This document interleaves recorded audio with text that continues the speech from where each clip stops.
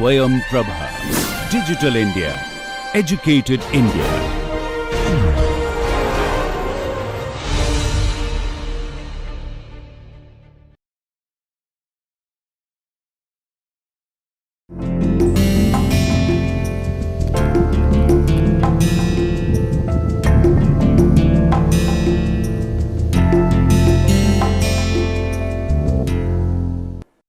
नमस्कार। आज हम प्लेटो के बारे में बातचीत करेंगे। राजनीति सिद्धांत में प्लेटो का एक महत्वपूर्ण स्थान है। जब हम पश्चिमी राजनीतिक दर्शन की बात करते हैं तो उसमें प्लेटो एक ऐसे आरंभिक सिद्धांतकार के रूप में सामने आते हैं जिन्होंने तर्क बुद्धि या रीज़न के आधार पर एक बेहतर व्यवस्था की स्थापना की परिकल्पना सामने रखी। प्लेटो के विचारों को जानने के लिए हमें मुख्य रूप से उनके डायलॉग्स पर निर्भर रहना पड़ता है और ये एक ऐसे प्रमुख राजनीतिक विचारक या राजनीतिक दार्शनिक के रूप में सामने आए हैं जिनके लिखी हुई सारी कृतियाँ, सारी रचनाएं डायलॉग्स के रूप में हैं। डायलॉग्स का अर्थ है कि उसमें बहुत सारे चरित्र मौजूद हैं और वो सभी आपस में बात करते हैं और उसके आधार पर एक तरह का तर्क सामने आता है।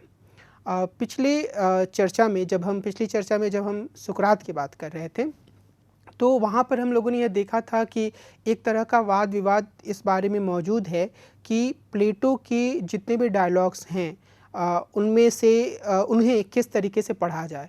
उनमें किन डायलॉग्स के बारे में यह कहा जाए कि असल में इन डायलॉग्स में प्लेटो खुद अपने विचार रख रहे हैं, किन डायलॉग्स के बारे में यह कहा जाए कि प्लेटो जो हैं वो सुकरात के विचारों को व्यक्त कर रहे हैं और किन डायलॉग्स के बारे में यह कहा जाए कि असल में वो सोफिस्टो के विचार को रख रहे हैं।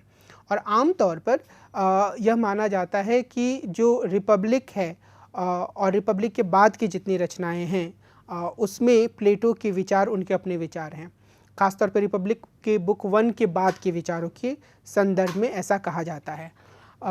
हमने इस बारे में लियो स्ट्रॉस के विचारों को भी देखा था जिन्होंने ये कहा था कि असल में हमें प्लेटो के विचारों को इस तरीके से बांटना नहीं चाहिए और हमें इस पूरे सभी डायलॉग्स में सामने वाले विचारों को एक तरीके के ड्रामा के रूप में देखना चाहिए जिसमें अलग अलग तरह के चरित्र आते हैं, आपस में बातचीत करते हैं और फिर खुलकर उनके विचार एक नतीजे के रूप में सामने आते हैं। तो इस तरीके से स्ट्रॉस का इशारा यह है कि अगर हम प्लेटो के विचारों को अलग अलग चिंतकों के खानों में बांट देते हैं तो यह शायद उनके साथ न्याय नहीं होगा।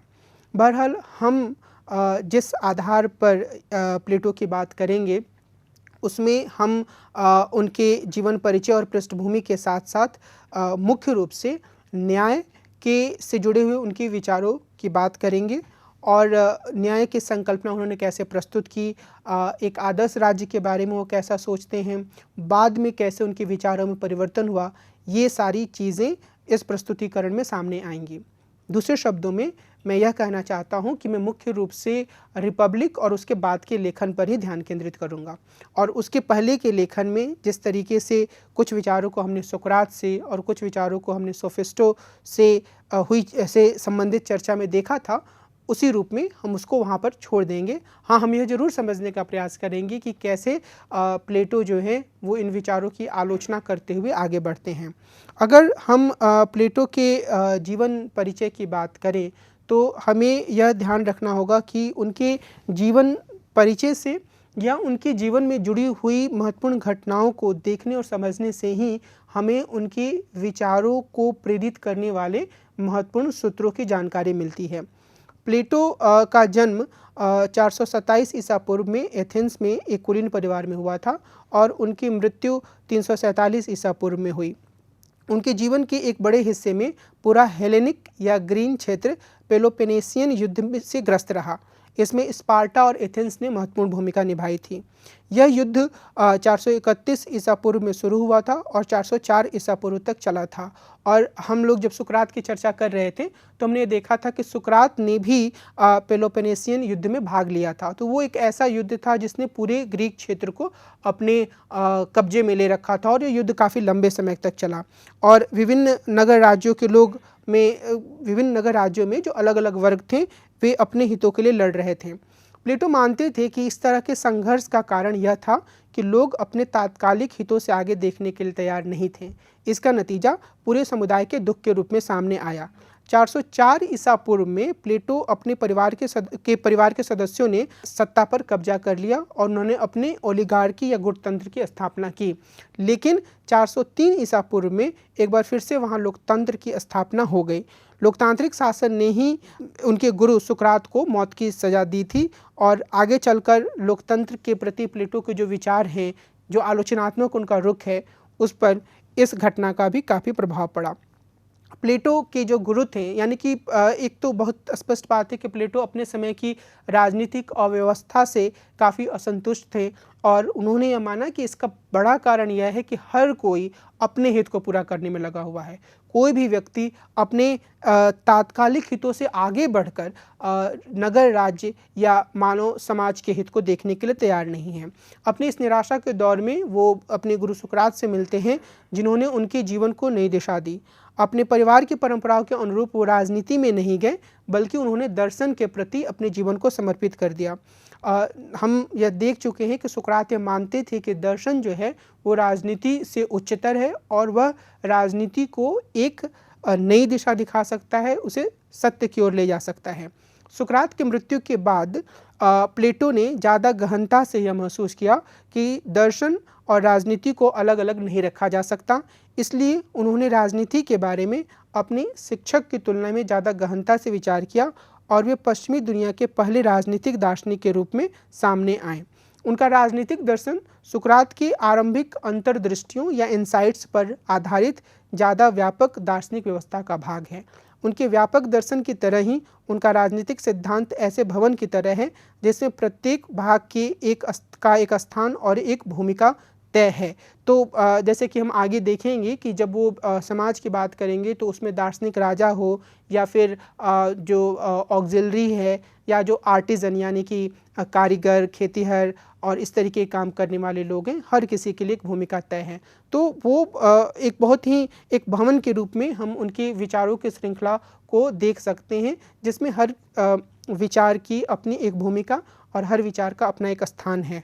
और उनके राजनीतिक दर्शन में नीति शास्त्र, मनोविज्ञान, अर्थशास्त्र और समाजशास्त्र जैसे पहलू महत्वपूर्ण रूप से सम्मिलित हैं।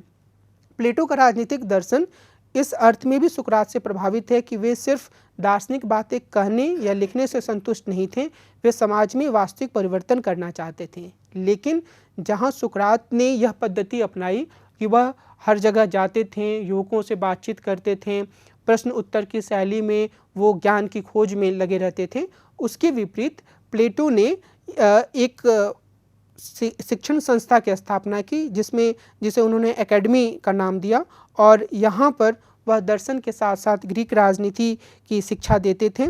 और इसमें जो प्लेटो के जीवन की एक महत्वपूर्ण बात है जिसमें उनके बाद का राजनीतिक दर्शन भी प्रभावित हुआ, वह यह है कि प्लेटो ने यह कोशिश की कि जो अलग अलग शासक हैं या कम से कम कुछ जो ऐसे शासक हैं वे उन्हें अपने दर्शन के हिसाब से, राजनीतिक दर्शन के हिसाब से प्रशिक्षित करें। तो 387 ईसा पूर्व में प्लेटो सिसिली गए। वहाँ वे सिराक्यूज के निरंकुश शासक डायनोसिस I के साले डियोन से मिले। डियोन ने उन्हें डायनोसिस को प्रशिक्षण देने का काम शुरू किया, लेकिन डायनोसिस उनके काम से नाखुश हुआ और उन्हें दास के रूप में बेच दिया। प्लेटो किसी तरह बचकर एथेंस आए और यहाँ एकेडमी की स्थापना की। डायनोसिस I की मृत्यु के बाद डियोन ने डायनोसिस II को प्रशिक्षित करने के लिए उन्हें बुलाया।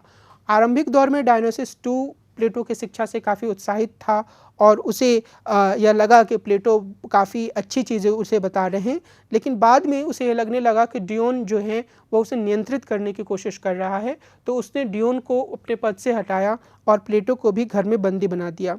कुछ वर्षों बाद फिर से एक बार जब वो किसी तरीके से प्लेटो वापस एथेंस आए तो उसके कुछ समय बाद डायनोसिस II ने एक बार फिर से उन्हें बुलाया, लेकिन इस बार भी उनके सामने कोई नकारात्मक नतीजा ही आया, मतलब कोई सकारात्मक नतीजा उनके सामने नहीं आया। कोई ऐसी स्थिति नहीं आई जहाँ पर डायनोसिस II इस बात के लिए तैयार हो कि वह प्लेटो की शिक्षाओं के अनुरूप काम करे और एक बेहतर शासक के रूप में अपने राज्य के का शासन संभालने की कोशिश करें।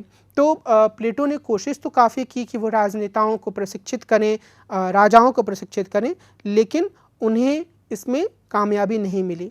आगे हम ये देखेंगे कि शायद यही एक कारण था कि बाद में जब वो रिपब्लिक में एक दार्शनिक राजा की संकल्पना प्रस्तुत करते हैं, तो उसके बाद वह लॉज में आते आते जो उनकी आखिरी पुस्तक थी उसमें उन्होंने एक दूसरे सबसे अच्छे विकल्प के रूप में कानून के शासन की बात की और वो दार्शनिक राजा के विचार को एक तरफ छोड़ देते हैं। तो शायद इसका कारण यह भी था कि व्यवहारिक जीवन में उन्होंने यह देखा कि उन्हें राजाओं को अपने राजनीतिक दर्शन के अनुसार प्रशिक्षित करने में कामयाबी नहीं मिल रही है। अगर हम प्लेटो को समझना चाहते हैं तो हमें उनके फॉर्म की जो पूरी अवधारणा है उसे भी समझनी होगी।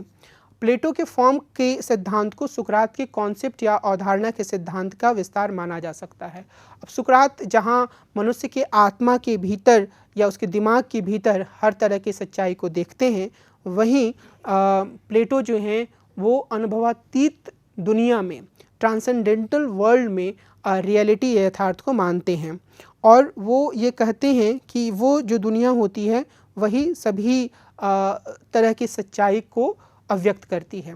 तो उनका यह कहना है कि जिस दुनिया में हम रहते हैं उस दुनिया में जितनी सारी वस्तुओं को हम देख रहे हैं वो अपने उस आदर्श या वास्तविक रूप का प्रतिबिंब मात्र हैं। और इसमें उन्होंने वस्तुओं को शामिल किया, इसमें उन्होंने अवधारणाओं को भी शामिल किया। इसका अर्थ क्या है? इसका अर्थ यह है कि हम दुनिया में कोई भी चीज़ देख रहे हों, जैसे आम का पेड़ देख रहे हों, तो और उनका यह कहना है कि यह आम का पेड़ या कोई भी पेड़ जो अनुभवातीत दुनिया में वास्तविक या सच्चा आम का पेड़ है, जो उसका सच्चा फॉर्म या सच्चा रूप है, उसका सिर्फ प्रतिबिंब मात्र है और हम वास्तविक चीज़ों को नहीं देख पा रहे हैं। और वे यह तर्क देते हैं कि जितनी भी सारी दुनिया में वस्तुएं हैं उन सारी वस्तुओं का फॉर्म या उनका वास्तविक रूप ब्रह्मांड में निहित है और वो सारे फॉर्म जब मिल जाते हैं या उन सारे फॉर्म के बारे में या उन सारे रूपों के बारे में जब हमें जानकारी मिल जाती है तो हम यह समझ पाते हैं कि वास्तव में गुड क्या है, शुभ क्या है, अच्छा क्या है। तो इस लिहाज से उनका जो पूरा प्रस्तुतिकरण है वो इसी बात पर से शुरू होता है कि हम सब जो दुनिया में रहते हैं वह प्रतिबिंबों की दुनिया है, वो लगातार बदल रही दुनिया है। हम यहाँ पर वास्तविकता को समझने में समर्थ नहीं हैं, क्योंकि वास्तविकता को समझने के लिए यह जरूरी है कि हम ट्रांसेंडेंटल वर्ल्ड या अनुभवातीत या अनुभव से परे जो दुनिया है वहाँ जिस तरीके का यथार्थ है उसे समझें और उसके लिए हमारे पास ज्ञान होना चाहिए। इस लिहाज से प्लेटो इस पूरी स्थिति का वर्णन करने के लिए गुफा का उदाहरण देते हैं। वो ये कहते हैं कि दुनिया में रहने वाले सभी मनुष्यों की स्थिति जिनके पास फॉर्म का ज्ञान नहीं है, उनकी स्थिति कैसी है? उनकी स्थिति ऐसी है कि उन्हें एक गुफा में बंद कर दिया गया है और गुफा में बंद करके उन्हें इस तरीके से बांध कर रखा गया है कि उनका जो चेहरा है वो गुफा की दीवार की तरफ है और उनके पीछे एक आग जला दी गई है। तो पूरा अंधेरा है और उस आग में वो बैठे हुए हैं और उस आग में जब वो जो आग उनके पीछे जल रही है उसके कारण से गुफा की दीवार पर तरह तरह की छायाएं बन रही हैं। इन छायाओं को ही वह व्यक्ति जो कि गुफा में बंद है यथार्थ समझ लेता है। तो अगर कोई रस्सी है तो रस्सी की छाया उसे सांप की तरह नज़र आती है, वो हकीकत को नहीं जानता है और वह सिर्फ छाया की दुनिया में रहता है और छाया की दुनिया में ही जो भी चीज़ें उसके सामने आती हैं वह उसे एक यथार्थ के रूप में स्वीकार कर लेता है। प्लेटो का कहना है कि जो भी व्यक्ति इस दुनिया में है उसकी स्थिति असल में उस गुफा में बंद व्यक्ति की तरह ही है जो कि वास्तविकता को, यथार्थ को, सच्चे फॉर्म को या फॉर्म को समझने में असमर्थ है। और उनका यह कहना है कि जो एक व्यक्ति जो ज्ञानी होता है वो या जो शिक्षा होती है वह व्यक्ति की इस अज्ञान की जंजीरों को तोड़ती है और वह उसे गुफा से बाहर, अज्ञान की गुफा से बाहर खींचकर ज्ञान की दुनिया में ले आती है। और इसी लिहाज से वो यह बोलते हैं कि वास्तविकता को जानना महत्वपूर्ण है, वास्तविकता को जानने के लिए ज्ञान का होना जरूरी है, और इसके लिए यह ज़रूरी है कि हम सब एक तरीके की पूरी व्यवस्था में भरोसा रखें जो कि शिक्षा से संबंधित है। और जब तक हम उस व्यवस्था को स्वीकार नहीं करते हैं, जब तक हम ज्ञान की दुनिया में नहीं जाते हैं, तब तक हम फॉर्म को नहीं जान पाएंगे, हम गुड या शुभ क्या है उसे नहीं जान पाएंगे। और इस लिहाज से हमारा जीवन जो है वो एक तरीके की छायाओं की दुनिया, या अगर हम कहें तो एक बिकमिंग की दुनिया, जहाँ चीज़ें यथार्थ लगातार बदल रहा है, उसमें सीमित रहेगा। प्लेटो भी ये मानते हैं कि जो ज्ञान है वह बीइंग की दुनिया में है, अर्थात कुछ ऐसी चीज़ें हैं, कुछ ऐसी रियलिटी है जो कि स्थिर है, और जब तक हम उसे नहीं समझते हैं तब तक हमारे पास दुनिया का वास्तविक ज्ञान नहीं आ सकता है। लेकिन प्लेटो के फॉर्म के सिद्धांत की कुछ निश्चित सीमाएं भी हैं। सबसे बड़ी बात तो यह है कि वे फॉर्म के बारे में उदाहरणों के माध्यम से बताते हैं, लेकिन वो पूरी तरीके से स्पष्ट नहीं कर पाते हैं कि असल में फॉर्म है क्या। और जब तक ये स्पष्टता नहीं आए तब तक इसके बारे में एक साफ समझ बनाना किसी भी विद्यार्थी के लिए बहुत ही मुश्किल होता है। और वो ये भी बताते हैं कि सिर्फ सुशिक्षित दार्शनिक राजा ही सभी फॉर्म को समझ सकता है। इस लिहाज से भी ये फॉर्म एक सीमित अवधारणा के रूप में सामने आती है। लेकिन अगर हम प्लेटो के न्याय के सिद्धांत को देखें तो उसमें फॉर्म की ये अवधारणा काफ़ी महत्वपूर्ण भूमिका अदा करेगी, क्योंकि उस न्याय की संकल्पना में हम आगे और स्पष्टता से देखेंगे दार्शनिक राजा या एक सुनिश्चित व्यवस्था से शिक्षा पाए हुए राजा की विशेष भूमिका होगी, और वह शासक या वह राजा ही दुनिया को यह बता पाएगा कि किस तरीके से गुड के रास्ते पर चला जा सकता है। तो इस लिहाज से ये फॉर्म की संकल्पना प्लेटो की पूरे राजनीतिक दर्शन में महत्वपूर्ण भूमिका अदा करती है। प्लेटो के न्याय के सिद्धांत की जो सबसे महत्वपूर्ण बात है वो ये कि वे समाज में प्रत्येक व्यक्ति की भूमिका का निर्धारण करते हैं, और वह मानते हैं कि जब व्यक्ति अपनी इन भूमिकाओं का ईमानदारी से निर्वहन करते हैं तो वो न्याय कर रहे होते हैं। लेकिन इस विचार की जो शुरुआत होती है वो रिपब्लिक में जो उनकी पुस्तक है, प्रसिद्ध पुस्तक, उसमें होती है, और उसमें वो न्याय को का जो विचार है वह जस्टिसनेस के विचार के रूप में सामने आता है। यह ठीक वैसे ही है जैसे त्रिकोण का विचार, यानी कि स्पष्ट रूप से बिल्कुल ही कहीं इसकी स्थिति को हम नहीं बता सकते हैं, लेकिन यह इसका अस्तित्व होता है, ये हम सभी जानते हैं। चूँकि रिपब्लिक में एक आदर्श का वर्णन है, इसलिए इसे यूटोपियाई काम की संज्ञा दी जाती है। यूटोपिया का मतलब ये हुआ कि जिसका वास्तविक दुनिया में कोई अस्तित्व ना हो, और इसी रूप में रिपब्लिक में प्लेटो के न्याय की संकल्पना भी सामने आती है। यह एक पूर्ण राज्य वाले आदर्श राज्य से संबंधित है। प्लेटो के बाद के काम में सबसे अच्छे संभावित राज्य का वर्णन है जो पूर्ण राज्य से कमतर है। तो ये प्लेटो बाद में अपने इन विचारों में थोड़ा संशोधन भी करते हैं, लेकिन जो एक आदर्श के रूप में वो एक विचार प्रस्तुत करते हैं न्याय का, दार्शनिक राजा का, और एक आकर्षण इस विचार के प्रति उनके भीतर हमेशा बनी रहती है। प्लेटो की रिपब्लिक में न्याय के सिद्धांत को स्पष्ट करने के लिए द्वंद्वात्मक पद्धति का उपयोग किया गया है। यह प्रश्न उत्तर की पद्धति का ही एक रूप है।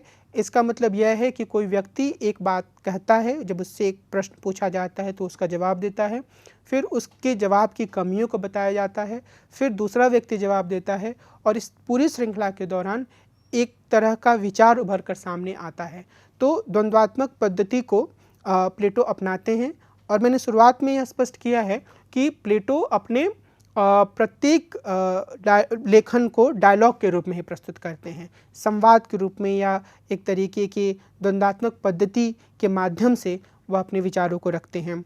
और इसमें रिपब्लिक में यह बताया गया है कि एक सम्मानित व्यक्ति हैं सिफालस, उनके घर में सुकरात और अन्य लोग आते हैं। यहाँ इस मसले पर बातचीत शुरू होती है कि सही आचरण या न्याय क्या है। सिफालस कहते हैं कि सच बोलना और कर चुकाना ही न्याय है।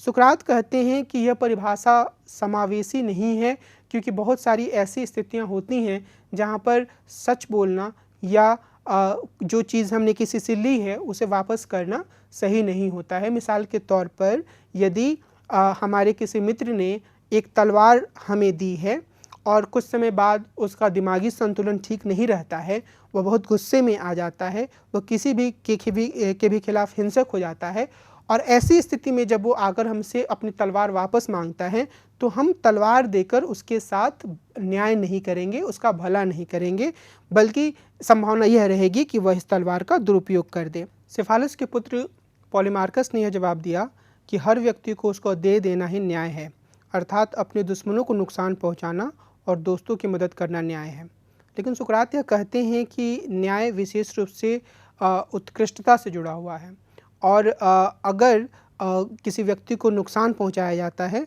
तो एक तरीके से यह न्याय की भावना को कम करता है। इसके बाद थ्रेसिमेकस अपना विचार रखते हैं। उनके अनुसार मजबूत पक्ष का हित ही न्यायपूर्ण या सही होता है। लेकिन सुकरात यह कहते हैं कि यदि न्याय को शक्ति में घटा दिया जाता है तो सिर्फ अराजकता और कटुता ही बचेगी। सुकरात शक्ति के बजाय ज्ञान को ज़्यादा महत्वपूर्ण मानते हैं।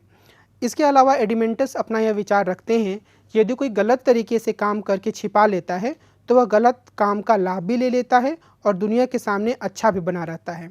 असल में एडिमेंटस और ग्लूकॉन सुकरात से न्याय की उनकी संकल्पना के वर्णन करने के लिए कहते हैं। वे कहते हैं कि यह सिर्फ कहने से काम नहीं चलेगा कि जो न्याय है वह अन्याय से उच्चतर है। सुकरात या प्लेटो जो हैं, यानी कि रिपब्लिक से ही यह माना जाने लगा कि जो प्लेटो हैं वो अपने विचारों को रख रहे हैं और सुकरात यहाँ पर सिर्फ प्लेटो की बातों को कह रहे हैं। इससे संबंधित वाद विवाद के बारे में हमने सुकरात से जुड़ी हुई अपनी चर्चा में बात रखी है। तो यहाँ पर सुकरात प्लेटो के विचारों को रखते हुए कहते हैं कि हमें पहले न्याय को राज्य के स्तर पर देखना होगा और उसके बाद हम उसे व्यक्ति के स्तर पर देख सकते हैं। वे कहते हैं कि राज्य व्यक्ति का बड़ा रूप होता है, इसलिए पहले बड़ी तस्वीर को देखना और फिर उसे व्यक्ति के छोटे तस्वीर पर लागू करना आसान होगा। प्लेटो कहते हैं कि यदि राज्य का राजनीतिक संगठन न्यायपूर्ण व्यक्ति के लिए मॉडल का काम कर सकता है तो व्यक्तिगत स्तर पर लागू होने वाले नैतिक सिद्धांत भी सामाजिक स्तर पर लागू होने वाले राजनीतिक सिद्धांतों के काफ़ी हद तक अनुरूप होंगे। दूसरे अर्थों में राजनीति और नीति शास्त्र एक दूसरे से जुड़े हुए हैं। नीति शास्त्र का मतलब हुआ कि व्यक्तिगत स्तर पर आचार व्यवहार के नियम, और राजनीति को वो शासन की पद्धति के रूप में प्रस्तुत करते हैं। और उनका यह कहना है कि इन दोनों में एक तरह का स्पष्ट जुड़ाव सामने आता है, क्योंकि जो चीज़ हम राज्य स्तर पर लागू करते हैं वह व्यक्ति के स्तर पर भी देखी जा सकती है, और वो ऐसा इसलिए होता है क्योंकि राज्य जो है वह व्यक्ति का बड़ा रूप होता है। और इसी रूप में प्लेटो राज्य को एक स्वाभाविक संस्था के रूप में प्रस्तुत करते हैं, क्योंकि कोई भी व्यक्ति अपने आप में पूर्ण नहीं है। यहाँ हम यह देख सकते हैं कि प्लेटो का यह विचार सुकरात के विचार के अनुरूप है, लेकिन यह विचार सोफिस्टों के विचारों से अलग है, जो कि यह बोलते थे कि जो राज्य और समाज है वो स्वाभाविक नहीं है और व्यक्ति को सिर्फ अपने हित पर ही ध्यान देना चाहिए। प्लेटो कहते हैं कि सामाजिक पूर्णता या आत्मनिर्भरता के लिए आवश्यक है कि श्रम का समुचित तरीके से विभाजन कायम रखा जाए। वो कहते हैं कि राज्य में 3 वर्ग होते हैं। एक उत्पादक या आर्टिजन वर्ग होता है, इसमें बुनकर, किसान, व्यापारी आदि आते हैं। और दूसरा अभिभावक या गार्जियंस का वर्ग होता है, जिसमें योद्धा होते हैं जो सैन्य कार्य करते हैं या प्रशासन का कार्य करने वाले लोग होते हैं। और इसके बाद शासकों का वर्ग होता है जो निर्णय लेता है, नियम बनाता है और इसी तरीके से कार्य को करता है। तो जो तीसरा वर्ग होता है यानी कि शासक वर्ग, वह भी अभिभावक वर्ग से ही चुना जाता है। और इसमें जो अभिभावक वर्ग के रूप में जो चीज़ें होती हैं उसमें 2 वर्ग हो जाते हैं, यानी कि हम जो सेना में काम करने वाले लोग हैं और जो निर्णय लेने वाले लोग हैं, इन दोनों के लिए गार्जियन शब्द का इस्तेमाल प्लेटो के द्वारा किया जाता है और हम उन्हें इसी रूप में देख सकते हैं। और इसमें 2 तरह के वर्ग होते हैं, एक जिनका चयन शासन करने के लिए होता है और दूसरा जो निर्णयों को लागू करते हैं। तो पहला जो है वो एक दार्शनिकों का वर्ग हो गया, और दूसरे वर्ग में जो लोग आते हैं उनके लिए प्लेटो ऑक्सिलरी शब्द का प्रयोग करते हैं। और प्लेटो कहते हैं कि हर वर्ग का कुछ निश्चित साध्य होता है और उसके अनुसार उसके पास उसी के अनुसार सद्गुण या वर्च्यू होने चाहिए। जो शासक होता है उसको विवेक की ज़रूरत होती है। अभिभावक वर्ग का जो निम्न तबका या ऑक्सिलरी होता है उसमें साहस की आवश्यकता होती है, यानी कि उसे युद्ध लड़ना होता है, उसे कई तरह की समस्याओं का सामना करना होता है, निर्णयों को लागू करना होता है। तो इन सब चीज़ों में जो चुनौतियाँ आती हैं उसके लिए उसके पास साहस होना चाहिए। और जो तीसरा उत्पादक वर्ग है उसके पास संयम होना चाहिए।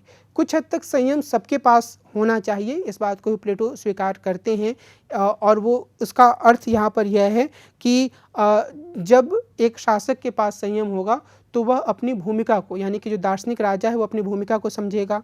जो ऑक्सिलरी या जो सैन्य वर्ग है और प्रशासन का वर्ग है, जब उसके पास संयम होगा तो वह इस चीज़ को समझेगा कि उसे किस सीमा तक काम करना है, उसकी अपनी सीमाएं क्या हैं। तो इस लिहाज से वो इसे एक महत्वपूर्ण विचार के रूप में प्रस्तुत करते हैं। और इसी के आधार पर वो ये भी कहते हैं कि ये जो बड़ी तस्वीर है, जो राज्य स्तर की तस्वीर है, जहाँ पर उन्होंने 3 तरह के वर्गों की बात की। एक उत्पादक वर्ग हो गया, दूसरा जो है गार्जियंस के क्लास हो गया, जिसमें से एक जो है ऑक्सिलरी है, और जो दूसरा है वह शासक वर्ग के रूप में है, जिसमें कि दार्शनिक राजा सबसे महत्वपूर्ण होता है। तो इन तीन चीज़ों को वो व्यक्ति के स्तर पर भी लागू करते हैं। और वो ये कहते हैं कि जो व्यक्ति की आत्मा होती है उसमें तीनों तरह के तत्व होते हैं, यानी कि उसमें इच्छा या तृष्णा होती है, उसमें भावना या मनोवेग होता है, और उसमें ज्ञान या चिंतन होता है। और उनका यह कहना है कि व्यक्ति जो है उसमें 4 तरह के मूल सद्गुणों की वो पहचान करते हैं। और वो ये कहते हैं कि जिस व्यक्ति के भीतर इच्छा या तृष्णा होती है उसके लिए संयम महत्वपूर्ण सद्गुण है। जिसके भीतर भावना या मनोवेग होता है उसके लिए उपयुक्त सद्गुण साहस है। ज्ञान या चिंतन के लिए उपयुक्त सद्गुण बुद्धिमत्ता या विवेक है। और न्याय तभी स्थापित होता है जब समस्त सद्गुण वास्तव में सही तरीके से संयोजित हों। इसका अर्थ यह है कि जिस व्यक्ति के भीतर जिस तरह की भावना ज़्यादा है और जिस तरह के सद्गुण की उसे ज़रूरत है उसके हिसाब से वो काम करे। यदि किसी के भीतर तृष्णा का तत्व ज़्यादा है तो उसे उत्पादन के कार्य में लगना चाहिए। यदि किसी के भीतर भावना या मनोवेग ज़्यादा है तो उसे सेना का काम करना चाहिए, क्योंकि उसके लिए आवश्यक सद्गुण साहस उसके पास होता है। और यदि किसी के पास ज्ञान या चिंतन की भावना है तो उसके पास जो विवेक का तत्व है वह मौजूद होता है और उसे शासन के कार्य में लगना चाहिए। तो हर व्यक्ति की आत्मा में जो ये तत्व होता है उसके जो प्रभुत्वशाली तत्व होते हैं उनकी पहचान होनी चाहिए। और उसकी पहचान होने के बाद उस आधार पर उसे समाज में स्थान मिलना चाहिए। और जब यह चीज़ें अच्छी तरीके से होती हैं तो प्लेटो कहते हैं कि एक न्यायपूर्ण शासन स्थापित होता है जिसमें सर्वोच्च स्तर पर दार्शनिक राजा होता है। अब इन तत्वों का निर्धारण कैसे हो सकता है कि किस व्यक्ति की आत्मा में कौन सा तत्व ज़्यादा प्रभुत्वशाली है, यानी कि तृष्णा का, भावना का या विवेक का। तो इसके लिए प्लेटो शिक्षा प्रणाली का विचार प्रस्तुत करते हैं। प्लेटो के अनुसार किसी शिक्षा के माध्यम से यह तय किया जा सकता है कि किस व्यक्ति की आत्मा में कौन सा तत्व प्रभावी है। इसी आधार पर समाज में उसके स्थान का निर्धारण किया जाता है। वे यह कहते हैं कि राज्य को हर व्यक्ति को, यानी कि हर बच्चे को, छात्र या छात्रा को, लड़के या लड़की को शिक्षा देना चाहिए। तो वो शिक्षा को निजी हाथों में नहीं छोड़ते हैं। वो यह नहीं कहते हैं कि अगर कोई कुलीन परिवार का है तो उसके लिए शिक्षा की एक अलग बेहतरीन व्यवस्था हो, और अगर कोई निम्न वर्ग का है तो उसके लिए शिक्षा की कमज़ोर व्यवस्था हो। इसके बजाय वो इस तत्व पर जोर देते हैं कि राज्य हर किसी के लिए शिक्षा की व्यवस्था करे।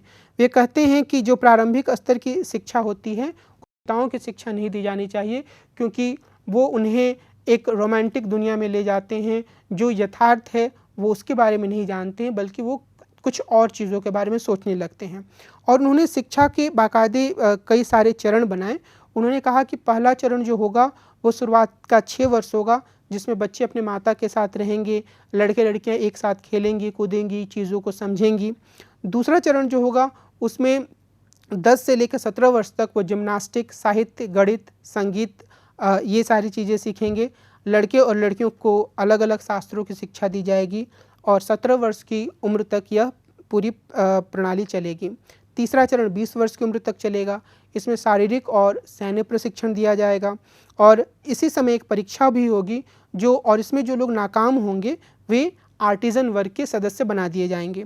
चौथा चरण 25 से 30 वर्षों तक उन्हें गणितीय शिक्षा दी जाएगी और इसके अलावे 20 से 25 वर्ष की उम्र तक उन्हें बहुत तरह की सैन्य प्रशिक्षण भी दिया जाएगा और उसके बाद जो एक परीक्षा होगी 30 वर्ष की उम्र में और जो लोग इसमें चुने जाएंगे वे अभिभावक वर्ग के निम्न हिस्से का सदस्य बनेंगे और उसके बाद 30 से 35 वर्ष की उम्र तक 5वां चरण चलेगा जिसमें द्वंद्व की शिक्षा दी जाएगी और छठा चरण 30 से 50 वर्ष की उम्र में चलेगा। इसमें व्यवहारिक जीवन का ज्ञान और राज्य के विभिन्न क्षेत्रों में काम करने का अनुभव दिया जाएगा और जो व्यक्ति इस चरण तक पहुंचेगा फिर वह जो शासक वर्ग है, जो निर्णय करने वाला वर्ग है, उसमें शामिल हो जाएगा और इसमें जो श्रेष्ठतम होगा वो दार्शनिक राजा के रूप में विकसित होगा। जो प्लेटो की जो ये पूरी शिक्षा पद्धति है उसमें कई तरह की आलोचनाएं भी सामने आती हैं। जो सबसे बड़ी आलोचना होती है वो इस आधार पर होती है कि प्लेटो एक तरीके से जीवन की जो धारा है उसमें व्यक्ति को अस्थायी भूमिका दे देते हैं। यानी अगर 20 वर्ष की उम्र में अगर कोई व्यक्ति अपनी रुचि का इस तरीके से विकास नहीं कर पाता है कि वो दार्शनिक चिंतन की तरफ जाए या वो साहसपूर्ण कार्य करे तो उसे आर्टिजन क्लास का वर्ग बनाकर आर्टिजन क्लास का सदस्य बनाकर छोड़ दिया जाता है, जो कि अपने आप में सही नहीं है क्योंकि लोगों की अभिवृत्ति, लोगों की रुचियाँ, लोगों का रुझान उम्र के साथ बदलते रहता है और इस हिसाब से उन्हें आगे भी मौका मिलना चाहिए। लेकिन प्लेटो की इस पूरी शिक्षा पद्धति में इस तरह की किसी मौके की व्यवस्था नहीं की गई है। जो एक महत्वपूर्ण अवधारणा प्लेटो प्रस्तुत करते हैं एक तरह के आदर्श राज्य की स्थापना करने के लिए, वह अवधारणा है संपत्ति और पत्नियों के साम्यवाद की। वे यह कहते हैं कि जो गार्जियन क्लास के लोग होते हैं जिसमें कि दो तबके हैं, एक ऑक्सिलरी क्लास यानी कि सेना प्रशासन का काम करने वाले लोग और दूसरा शासन से संबंधित निर्णय लेने वाले लोग जिसमें दार्शनिक राजा और कुछ और लोग भी शामिल हो सकते हैं।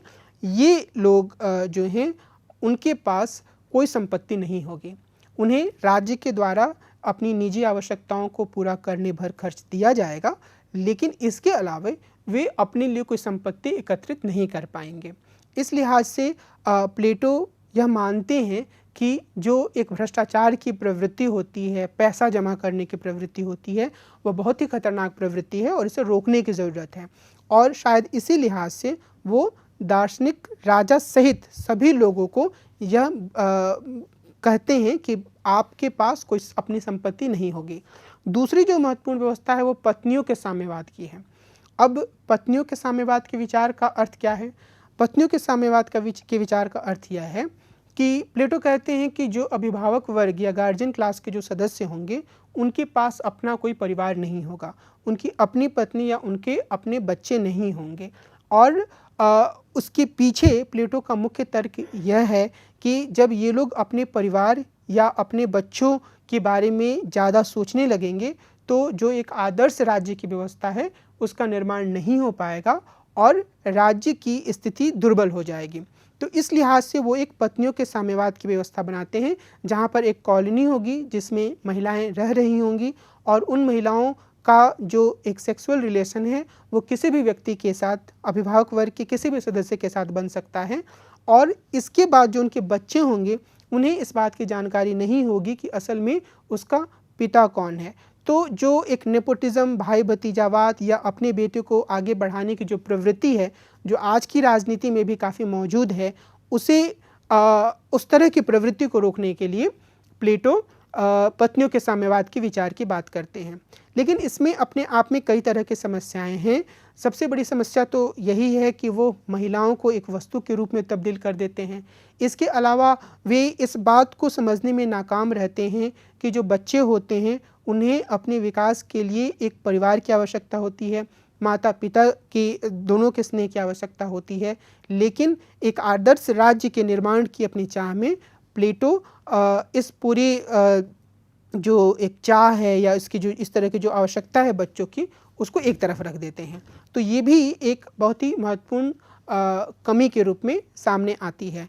तो जो प्लेटो हैं वो ये मानते हैं कि अगर हम एक आदर्श राज्य या एक न्यायपूर्ण राज्य की तरफ आगे बढ़ना चाहते हैं जिसमें कि दार्शनिक राजा का शासन हो, तो उसके लिए यह ज़रूरी है कि एक खास तरह की शिक्षा पद्धति वहाँ पर हो, जिस शिक्षा पद्धति में हर वर्ग का स्थान पहले से तय हो जाए, जिस शिक्षा पद्धति का अनुसरण करने के बाद जो भी व्यक्ति जिस लायक है उसे वो काम दे दिया जाए, और फिर संपत्ति और पत्नियों के साम्यवाद की स्थापना हो। और जब इस तरह की व्यवस्था बनेगी तो प्लेटो कहते हैं कि एक न्यायपूर्ण राज्य का निर्माण होगा। और इस न्यायपूर्ण राज्य में जिस पहलू पर प्लेटो जोर देते हैं वो यह है कि इसमें हर व्यक्ति अपनी भूमिका को समझेगा और वह अपनी भूमिका के अनुसार ही काम करेगा। कोई भी व्यक्ति अपनी भूमिका या अपने दायरे को तोड़कर आगे नहीं जाएगा। मिसाल के तौर पर उनका यह कहना है कि जो दार्शनिक राजा होगा, जिसके पास संपूर्ण ज्ञान होगा, जो हर तरह के फॉर्म या रूप को समझ पाएगा, ऐसे फॉर्म जो कि दुनिया में जो चीज़ें चल रही हों उससे अलग, ट्रांसेंडेंटल वर्ल्ड, अनुभव से परे दुनिया में जो यथार्थ है उसको समझता है, उस फॉर्म को समझते हुए वह गुड का निर्धारण कर पाएगा और गुड के आधार पर वह अपने नगर राज्य के लिए फैसले लेगा। तो ऐसा शासक जो होगा वह अपनी सीमाओं को समझेगा। वह यह कोशिश नहीं करेगा कि जो दूसरे अलग अलग तरह के वर्ग हैं उन्हें वह अपनी तरफ से पूरी तरह नियंत्रित करे। वह उन्हें उनका काम करने देगा।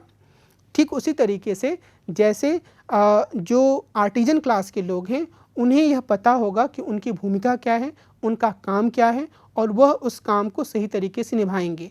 जो ऑक्सिलरी क्लासेस के लोग हैं उन्हें यह पता होगा कि उनका काम निर्णयों को लागू कराना है, उनका काम देश या नगर राज्य की सुरक्षा करना है, और इससे आगे जाकर वह लोगों को नियंत्रित करने या अपने लिए ज़्यादा धन संपत्ति जमा करने, इस तरह की कोई कोशिश नहीं करेंगे। तो प्लेटो एक ऐसे राज्य की अवधारणा प्रस्तुत करते हैं जहाँ पर हर किसी को अपनी वास्तविक स्थिति का, यानी कि अपने सबसे बड़े गुण का, अपने सबसे बड़े सद्गुण का अंदाज़ा होता है, और अपने उस वर्च्यू या सद्गुण के आधार पर उसे अपनी भूमिका पता होती है, और अपनी इस भूमिका को वो बहुत ही ईमानदारी से करता है। वह उस भूमिका से आगे दूसरों की भूमिका में हस्तक्षेप करने की कोशिश नहीं करता है। तो इस लिहाज से अरस्तु अपने सिद्धांत को सामने रखते हैं। प्लेटो अपने न्याय का सिद्धांत प्रस्तुत करने के बाद, अपने आदर्श राज्य का वर्णन करने के बाद राजनीतिक पतन का सिद्धांत भी प्रस्तुत करते हैं। यानी कि उन्हें यह अंदाज़ा है कि अगर एक आदर्श दार्शनिक राजा मिल जाता है, वह शासन करता है और समाज के सारे लोग न्याय का अनुसरण करते हुए अपनी भूमिकाओं का सही तरीके से निर्वहन करते हैं, तब भी एक ऐसी स्थिति आ सकती है जबकि राजनीतिक रूप से आदर्श व्यवस्था नीचे की ओर जाए। और वो ये कहते हैं कि इस तरह की व्यवस्था तब आती है जबकि जो शिक्षा की व्यवस्था है उसमें कोई अयोग्य व्यक्ति आगे बढ़ जाता है, या फिर कुछ इस तरीके की एक स्थिति आ जाती है जिससे कि जो दार्शनिक राजा है उस तरीके की किसी व्यक्ति को शासन ना मिलकर जो दूसरे व्यक्ति होते हैं, यानी कि प्रजनन के कारण या फिर शिक्षा पद्धति में कमी के कारण जो आगे आ जाते हैं उन्हें शासन मिल जाता है। और ऐसे व्यक्ति जब आते हैं तो एक तरह की व्यवस्था जो आती है वो डेमोक्रेसी आती है, और वह वहाँ पर लोग जो है वो अपने तरीके से काम करने लगते हैं। उसके बाद उसमें और गिरावट होती है तो वो गुटतंत्र के रूप में निर्मित होता है, जहाँ पर जो गार्जियन क्लास या अभिभावक वर्ग के जो दूसरे सदस्य होते हैं उनके भीतर भी अपने लिए ज़्यादा से ज़्यादा संपत्ति एकत्रित करने की चाह पैदा हो जाती है। और बाद में एक तरह की व्यवस्था आती है जो कि डेमोक्रेसी के रूप में होती है। प्लेटो कहते हैं कि डेमोक्रेसी का अर्थ मुख्य रूप से यहाँ पर यह है कि हर किसी का जो वर्च्यू होता है, हर किसी की जो क्वालिटी होती है वो एक जैसी हो जाती है, और जो उसमें से ज़्यादातर लोगों का समर्थन जिसे मिला होता है वह शासन संभालता है। और प्लेटो यहाँ लोकतंत्र की काफ़ी तीखी आलोचना करते हैं, क्योंकि उनका यह कहना है कि लोकतंत्र के भीतर व्यक्ति जो हैं वो किसी तरीके के अनुशासन का पालन नहीं करते हैं। उनकी अपनी आत्मा के भीतर किसी तरह का कोई नियंत्रण नहीं होता है। एक दिन अगर किसी एक आवेग का जोर बढ़ता है तो वो एक तरह का काम करते हैं, दूसरे दिन किसी दूसरे तरह के आवेग का जोर बढ़ता है तो लोग दूसरे तरीके से काम करते हैं। मसलन अगर एक दिन उन्हें यह मन में आता है कि वह सिर्फ दिन भर सोते रहें तो सोते रहेंगे, अगले दिन कुछ काम करेंगे, उसके अगले दिन कुछ और काम नहीं करेंगे, और व्यवस्था के स्तर पर भी इसी तरह की प्रवृत्तियां सामने आती हैं। तो जो प्लेटो हैं लोकतंत्र की तीखी आलोचना करते हैं, और उनकी आलोचना का मुख्य आधार यही है कि यहाँ पर लोग अपने सद्गुणों के आधार पर अपनी भूमिका पहचानते हुए काम नहीं करते हैं, बल्कि वे सिर्फ मन के आवेग के हिसाब से, अपनी मनमर्जी के हिसाब से चीज़ों को करते हैं। और उसके बाद प्लेटो यह कहते हैं कि यह स्थिति भी आ सकती है कि एक निरंकुश शासन आए डेमोक्रेसी के बाद, क्योंकि गरीब लोगों को यह लगेगा कि अमीर लोग उन पर शासन कर रहे हैं और उनके पास बहुत ज़्यादा संपत्ति आ गई है, तो वह सिर्फ एक व्यक्ति को पूरी की शक्ति देने का फैसला कर सकते हैं, और उसके बाद एक निरंकुश शासन की स्थापना होती है। और इस लिहाज से प्लेटो यह बोलते हैं कि राजनीतिक पतन होता है आदर्श राज्य का भी, तो वो आदर्श राज्य को भी अस्थायी नहीं मानते हैं। हालांकि वो ये भी उम्मीद जताते हैं कि एक बार फिर से नए तरह की व्यवस्था का उदय भी हो सकता है। बहरहाल जो चीज़ हमें प्लेटो के बारे में समझने की ज़रूरत है वह यह है कि वो एक आदर्श राज्य की संकल्पना देते हैं, एक न्यायपूर्ण राज्य की संकल्पना देते हैं। और अगर हम, जैसा कि मैंने शुरुआत में आपको बताया था, अगर हम उनके जीवन को नज़दीक से देखते हैं तो हम यह पाते हैं कि प्लेटो यह प्रयास भी करते हैं कि वास्तविक दुनिया में ऐसे शासक बन जाएं जो कि इन्हीं सिद्धांतों के अनुसार, जो उनके न्याय का सिद्धांत है, जो उनके राजनीतिक दर्शन का सिद्धांत है, उनका पालन करें। और हमने यह भी देखा कि प्लेटो इसमें बुरी तरह से नाकाम होते हैं।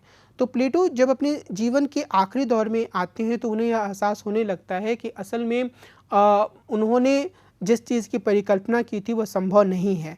इसीलिए वो एक सेकंड बेस्ट ऑप्शन, दूसरे सबसे अच्छे विकल्प के रूप में लॉज में, जो उनका एक अलग डायलॉग है, उसमें वो एक व्यवस्था की परिकल्पना प्रस्तुत करते हैं।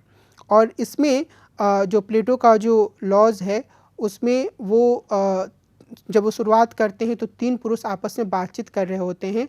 इसमें एक व्यक्ति एथेंस का होता है, एक क्रीट का होता है और एक स्पार्टा का होता है।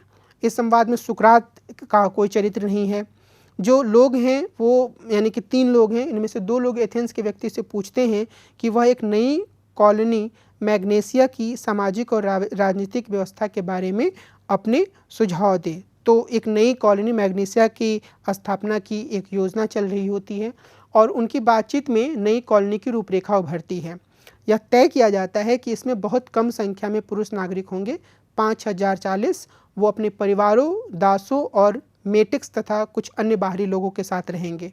पुरुष नागरिक जो होंगे वो खेती का काम करेंगे तथा मेटिक्स यानी कि बाहर से आए हुए मजदूर हस्तशिल्प और व्यापार का काम देखेंगे।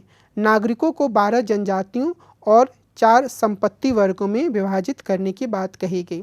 राजनीतिक संरचना भी इसमें स्पष्ट की गई। एक तो ये है कि सबसे ऊपरी स्तर पर नॉक्टर्नल काउंसिल की बात कही गई। इसमें मैग्नेसिया के सबसे बुद्धिमान लोगों को शामिल किया गया। इसके नीचे एक और संस्था का प्रावधान किया गया जिसे गार्जियंस ऑफ लॉज कहने की बात कही गई और इसमें 10 सदस्य होंगे और ये सभी नॉक्टर्नल काउंसिल के भी सदस्य माने गए। तो इसके नीचे 360 लोगों की कार्यकारी परिषद की व्यवस्था की गई और उसके नीचे एक सभा होने की बात कही गई जिसमें सभी नागरिक सदस्य होंगे, ऐसा प्रावधान किया गया। तो अधिकांश सार्वजनिक पदों को चुनाव द्वारा भरने का प्रावधान किया गया और यह कहा गया कि कुछ पद लॉटरी से भी भरेंगे। साथ ही यह प्रावधान किया गया कि यदि अमीर लोग जो सभा है जिसमें कि 360 लोग हैं, अगर उसमें भाग नहीं लेते हैं तो उन पर विशेष रूप से जुर्माना लगेगा और साल के आखिर में हर पद पर बैठे व्यक्ति के प्रदर्शन की जांच होगी। अब यहाँ हम ये देखेंगे कि जो प्लेटो हैं वो रिपब्लिक में जो दार्शनिक राजा की अवधारणा उन्होंने प्रस्तुत की है उससे वो काफ़ी पीछे हट जाते हैं। और यहाँ पर हम कुछ अलग तरह की परिवर्तनों को भी देख सकते हैं। मिसाल के तौर पर वो संपत्ति और पत्नियों के साम्यवाद के विचार से पीछे हट जाते हैं और वह यह कहते हैं कि लोगों को संपत्ति रखने का अधिकार होगा। प्लेटो यह भी कहते हैं कि पत्नियों के साम्यवाद जैसी व्यवस्था नहीं होगी, यानी कि वो इस व्यवस्था का उल्लेख ही नहीं करते हैं, लोग अपने परिवारों के साथ रह सकते हैं, ऐसा प्रावधान वो कहते हैं। इसके साथ ही वो ये कहते हैं कि कानून के शासन की व्यवस्था होनी चाहिए, यानी कि एक राजा दार्शनिक राजा नहीं होगा बल्कि उसके स्थान पर कानून के शासन का प्रावधान प्लेटो करते हैं। लेकिन यहाँ कुछ हद तक जो बुद्धिमान व्यक्ति हैं, ज़्यादा समझ रखने वाले व्यक्ति हैं, ज़्यादा तार्किक व्यक्ति हैं, उन्हीं को वो कानूनों का निर्माण करने का अधिकार देते हैं। तो इस लिहाज से एक जो उनका विश्वास था रीज़न पर, तर्क बुद्धि पर, ज्ञान पर, चीज़ों को समझने की क्षमता पर, वो अभी भी कायम है और वो अपने लॉज की जो पूरी संरचना है उसमें वो उन्हें सबसे महत्वपूर्ण भूमिका देते हैं। कानून वो बनाएंगे और जो गार्जियंस ऑफ लॉज के रूप में भी वही लोग रहेंगे। तो हम यह कहा जा सकता है कि लॉज में प्लेटो ने अपने विचारों में काफ़ी हद तक व्यवहारिक परिवर्तन किया है और वो एक ऐसे संरचना को लेकर सामने आते हैं जिसे प्लेटो को लगता है कि इस दुनिया में लागू किया जा सकता है, जिसके माध्यम से जिस चीज़ को वो स्थापित करना चाहते थे अपने शुरुआती ग्रंथों में, रिपब्लिक में, उस व्यवस्था को पूरी तरीके से तो नहीं पर आंशिक रूप से हासिल किया जा सकता है। यानी कि एक ऐसी व्यवस्था बनाई जा सकती है जहाँ पर विवेक युक्त लोग, बुद्धिमान लोग, चीज़ों की गूढ़ता को समझने वाले लोग कानून बनाएंगे और उस कानून के माध्यम से शासन व्यवस्था संचालित की जाएगी। और इसके साथ ही व्यवहारिक परिवर्तन के कारण ही वो जो बहुत ही सख्त किस्म के नियम थे जिसके आधार पर काफ़ी आलोचना भी हुई प्लेटो की, उसको वो एक तरफ रख देते हैं, यानी कि वो संपत्ति और पत्नियों के साम्यवाद की बात यहाँ पर नहीं करते हैं। तो हम ये कह सकते हैं कि द लॉज में प्लेटो ने जो विचार प्रस्तुत किए वह एक व्यवहारिक परिवर्तन था जिसके माध्यम से वो अपने दूसरे सबसे अच्छी व्यवस्था की संकल्पना प्रस्तुत करते हैं। प्लेटो के विचारों की कई आलोचनाएं हैं। कुछ आलोचनाओं की बात हमने अपनी चर्चा के दौरान की है। मैंने यह रेखांकित करने की कोशिश की है कि किस तरीके से प्लेटो के फॉर्म की अवधारणा बहुत स्पष्ट रूप से सामने नहीं आती है। मैंने यह बताने की कोशिश की है कि प्लेटो की जो शिक्षा की अवधारणा है वो बहुत ही सख्त है और अपरिवर्तनीय किस्म की है। इस आधार पर भी प्लेटो की काफ़ी आलोचना की जाती रही है। हमने इस बात का भी जिक्र किया कि प्लेटो की जो अवधारणा संपत्ति और पत्नियों के साम्यवाद के बारे में है वह बहुत ही अव्यावहारिक है, क्योंकि संपत्ति की चाह मनुष्य को प्रेरणा देती है। ठीक उसी तरीके से पत्नियों के साम्यवाद में वे स्त्री और बच्चे दोनों की आवश्यकताओं को एक तरीके से नज़रअंदाज करते हैं और उन्हें वस्तु के रूप में तब्दील कर देते हैं। महिलाओं की अपनी इच्छा का कोई महत्व नहीं रहता है और बच्चे भी अपनी आवश्यकताओं से परे आदर्श राज्य की चाह का एक मोहरा या एक माध्यम भर बन जाते हैं, क्योंकि उन्हें अपने परिवार का सुख नहीं मिलता है और वो एक तरीके से ऐसी शिक्षा व्यवस्था से उन्हें जोड़ दिया जाता है जिसके माध्यम से एक आदर्श राजा की खोज होती है, लेकिन उनकी अपने जो ज़रूरतें होती हैं उसकी तरफ ध्यान नहीं दिया जाता है। उसी तरीके से कई अन्य आलोचनाएं जो हैं वो प्लेटो की जाती रही हैं। जो सबसे बड़ी आलोचना है वह एक तरीके का एलिटिज़म या अभिजनवाद का आरोप है। प्लेटो पर यह आरोप लगाया जाता है कि उनका जो चिंतन है वह एक अभिजनवादी सोच से ग्रसित है, जिसमें वो ये मानते हैं कि सिर्फ कुछ लोग ही ऐसे होते हैं जो कि जटिल चीज़ों को समझ पाते हैं और उसके हिसाब से वो निर्णय लेने में समर्थ होते हैं। लेकिन अगर हम प्लेटो के पूरे सिद्धांत को ध्यान से देखें, उनके दार्शनिक संरचना को ध्यान से देखें, तो हम ये पाते हैं कि वो जिन तर्क बुद्धि से युक्त लोगों की परिकल्पना कर रहे हैं उनकी तर्क बुद्धि पर भी उन्हें खासा संदेह है। मिसाल के तौर पर प्लेटो की संपत्ति और पत्नियों के साम्यवाद के विचार को लेते हैं। अगर दार्शनिक राजा फॉर्म को समझता है, अगर दार्शनिक राजा गुड या शुभ के या अच्छाई के पूरी विशेषताओं को समझता है, तो इस बात का कोई कारण नहीं है कि प्लेटो उसके लिए इस तरह का प्रावधान करे, क्योंकि अगर उसे अपनी भूमिका का एहसास है, और यही बात अभिभावक वर्ग के दूसरे सदस्यों के बारे में भी कही जा सकती है कि यदि वे एक आदर्श राज्य में रहते हैं और उन्हें अपनी भूमिका का अंदाज़ा है, उन्हें अपनी सीमाओं का अंदाज़ा है, उनके भीतर संयम का सद्गुण भी मौजूद है, तो फिर अलग से संपत्ति और पत्नियों के साम्यवाद के लाने की कोई आवश्यकता नहीं थी। यानी कि प्लेटो जिन रीज़न वाले लोगों की कल्पना करते हैं, उनके भीतर भी उन्हें एक तरह का संदेह है, और इसीलिए वो अलग तरह के कई प्रावधान लाते हैं ताकि वो लोग भी किसी तरीके से फिसले नहीं।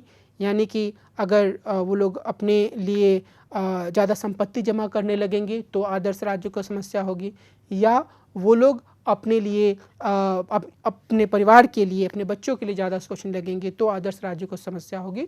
तो प्लेटो उनके लिए कई तरह की सीमाएं लगाते हैं। तो कहने का तात्पर्य यह है कि प्लेटो जिस रीज़न, विवेक की सर्वोच्चता की बात करते हैं, उनके दर्शन में की जो संरचना है उसमें उस पर भी संदेह सामने आता है, उन्हें उस पर पूरा भरोसा नहीं है। यह बात बिल्कुल स्पष्ट रूप से सामने आती है। जो दार्शनिक राजा की उनकी परिकल्पना है उसके बारे में भी कई विचारकों ने लगातार आलोचना की है। कार्ल पॉपर जब अपनी पुस्तक लिखते हैं the open society and it's enemies, तो उसमें वो ये कहते हैं कि जो प्लेटो का जो पूरा लेखन है, उस लेखन में एक तरीके से हम कह सकते हैं कि खुले समाज की से दुश्मनी की बात है। उसमें वो एक ऐसे दार्शनिक राजा की कल्पना करते हैं जो सब कुछ जानता है, जिसके पास हर तरह का ज्ञान है। तो यह दार्शनिक राजा फिर बाकी लोगों को नियंत्रित करने का काम कर सकता है, और ये जो पूरी परिकल्पना है उसमें व्यक्ति को स्वतंत्र रूप से, खुले रूप से आगे बढ़ने की संभावना नहीं दी जाती है। तो इस आधार पर प्लेटो की आलोचना की जाती है। प्लेटो अपने बाद के लेखन में भी अपने एलिटिज़म से बहुत मुक्त नहीं हो पाते हैं, और वो ये कहते हैं कि कानून बनाने का काम हमेशा ही कुछ चुनिंदा, सीमित, बुद्धिमान, ज्ञानयुक्त लोगों के पास होना चाहिए, और वो इस प्रक्रिया में सभी लोगों को सम्मिलित नहीं करते हैं। जो एक सबसे बड़ी हम कह सकते हैं सीमा प्लेटो के लेखन में आती है, वह उनके नोबेल लाई या महान झूठ की अवधारणा के रूप में आती है। प्लेटो ये कहते हैं कि जितने भी लोग होते हैं उन्हें एक तरीके से भरोसा दिलाया जाता है कि उनकी आत्मा में अलग अलग धातुओं का मिश्रण है, और जो लोग शासन कर रहे हैं उनकी आत्मा में स्वर्ण या सोना है, जो सैन्य काम देखने वाले हैं उनकी आत्मा में चांदी है, तथा आर्टिज़न वाले जो लोग हैं उनके भीतर तांबा या लोहा ज़्यादा है। और इन अलग अलग तत्वों की मौजूदगी के कारण ही उनकी अलग अलग भूमिका है। वो यह भी कहते हैं कि इस तरह का विश्वास दिलाने पर जो ये अलग अलग वर्गों के जो लोग हैं वो अपनी भूमिकाओं को बिना कोई सवाल किए स्वीकार करेंगे। प्लेटो मानते हैं कि यह एक तरीके से झूठ है, क्योंकि किसी की आत्मा के भीतर स्वर्ण या सोना या फिर चांदी या फिर तांबा या फिर लोहा जैसे तत्व नहीं होते हैं। लेकिन वो ये कहते हैं कि अगर हमें एक आदर्श व्यवस्था को संचालित करना है तो हमें लोगों को ये भरोसा दिलाना होगा कि उनके भीतर ये इस तरह की चीज़ें मौजूद हैं। तो ये जो नोबेल लाई की जो पूरी अवधारणा है उससे यह बात सामने आती है कि प्लेटो को खुद अपने सिद्धांत पर, अपने सैद्धांतिकरण पर बहुत भरोसा नहीं था। उन्हें यह अंदाज़ा था कि शायद लोग इस चीज़ को स्वीकार नहीं करेंगे। एक अन्य स्तर पर जब प्लेटो शासन पद्धतियों की या राजनीति के पतन की, डिक्लाइन ऑफ पॉलिटिक्स की बात करते हैं, पॉलिटिकल सिस्टम के में गिरावट आने की बात करते हैं, तो वो लोकतंत्र की बहुत तीखी आलोचना करते हैं। निश्चित रूप से प्लेटो की कुछ आलोचनाएं तर्कसंगत हैं। लोकतंत्र में हम यह पाते हैं कि कई बार व्यक्ति अपनी मनमानी करते हैं, अपने कर्तव्यों से ज़्यादा अपने अधिकारों पर जोर देते हैं। कई बार एक तरह का अनुशासन जिसकी कल्पना प्लेटो कर रहे हैं, कई बार जिस तरीके के अनुशासन की कल्पना दूसरी शासन पद्धतियों में की जाती है, उसका अभाव लोकतंत्र में होता है। लेकिन लोकतंत्र को पूरी तरीके से खारिज कर देना असल में एक बार फिर से, जिसे हमने अभिजनवाद कहा था, उसी ओर इशारा करता है। और समय के साथ लोकतंत्र ने अपने आप को काफ़ी हद तक सुधारा भी है, और उसकी जो एक मूल भावना है कि जो लोग हैं वही सामूहिक रूप से इस बात का निर्णय करें कि उन्हें किस दिशा में जाना है। और इतिहास ने यह सबक दिया है कि यह किसी भी अन्य पद्धति की तुलना में ज़्यादा बेहतरीन और स्वीकार्य पद्धति है। तो इस लिहाज से हम ये कह सकते हैं कि लोकतंत्र की बहुत तीखी आलोचना प्लेटो के द्वारा की जाती है, और शायद वह इसके गुणों को सही तरीके से रेखांकित करने या समझने में समर्थ नहीं हो पाए। लेकिन इस बात में कोई संदेह नहीं है कि जो प्लेटो हैं वह अपने आप में एक बहुत ही महत्वपूर्ण दार्शनिक हैं। और एक तो इनका महत्व इसीलिए है क्योंकि इन्हीं के लेखन के माध्यम से हम सोफिस्टों और सुकरात के बारे में जान पाते हैं। दूसरा, इन्होंने राजनीतिक जीवन को एक मजबूत दार्शनिक आधार देने की कोशिश की। उन्होंने ये बताया कि किस तरीके से हमें तर्क, बुद्धि या विवेक के आधार पर एक बेहतर समाज बनाने की कोशिश करनी चाहिए। उन्होंने दर्शन को सिर्फ दर्शन तक सीमित ना रखने के बजाय उसे व्यवहारिक जीवन से जोड़ने और उसके हिसाब से खुद को बदलने की एक प्रवृत्ति को भी रेखांकित किया। यानी कि जिस रूप में वो देखते थे रिपब्लिक की अवधारणा को, एक बार तो उन्होंने उसको वर्तमान शासकों पर लागू करने की कोशिश की, और जब वह नाकाम हुआ तो उन्होंने अपने दर्शन में भी बदलाव किया और एक सेकंड बेस्ट अपना एक्टिटाइज या सेकंड बेस्ट ऑप्शन, दूसरी सबसे अच्छी व्यवस्था उन्होंने दी। तो इस लिहाज से प्लेटो की बहुत सारी सीमाएं होने के बावजूद वो एक ऐसे महान राजनीतिक दार्शनिक के रूप में मौजूद हैं जो बहुत तरह की समस्याओं के बारे में लिखते हैं, और वो ऐसी समस्याएं हैं जो हमारे समय में भी महत्वपूर्ण हैं। मिसाल के तौर पर शासक वर्ग का भ्रष्टाचार, मिसाल के तौर पर वास्तविक रूप में सामाजिक भूमिका का निर्वहन करने वाले वर्गों का निर्माण की कोशिश, ये सभी ऐसे मुद्दे हैं जो आज के समय में भी काफ़ी प्रासंगिक हैं। और प्लेटो ने अपने बाद के राजनीतिक दर्शन को काफ़ी प्रभावित किया, और हम यह कह सकते हैं कि अरस्तु ने अपने लेखन का विकास इनकी आलोचना करते हुए किया, लेकिन बाद के समय में बहुत तरह के राजनीतिक दार्शनिकों के लेखन और चिंतन पर प्लेटो का काफ़ी गहरा प्रभाव रहा। हम अगली चर्चा में अरस्तु पर बात करेंगे और उनके सिद्धांत को समझने की कोशिश करेंगे, और वहाँ हम अरस्तु के बरक्स प्लेटो की कुछ और सीमाओं को समझने का या कुछ और आलोचनाओं को समझने का प्रयास करेंगे। मैं आज की इस चर्चा को यहीं विराम देता हूँ। अगली चर्चा में हम मिलेंगे और अरस्तु पर विस्तार से चर्चा करेंगे। नमस्कार।